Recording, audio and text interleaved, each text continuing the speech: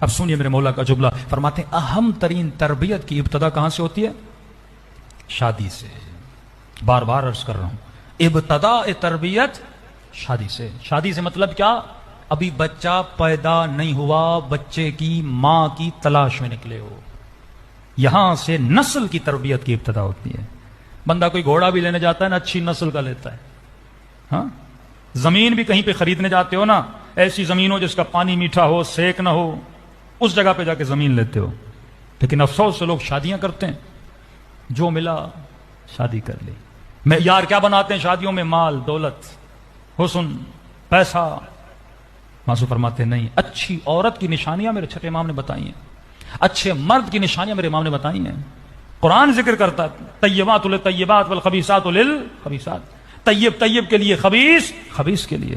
ہاں، اگر تو خبیث ہے جا کسی خبیث سے جا کے شادی کر، لیکن اگر تو خود کو طیب سمجھ رہا ہے، علی کا شیعہ سمجھ رہا ہے، تو تیرا انتخاب اچھا ہونا چاہیے، کیونکہ غلط انتخاب انسان کی پوری زندگی کو تباہ و برباد کر دیتا ہے۔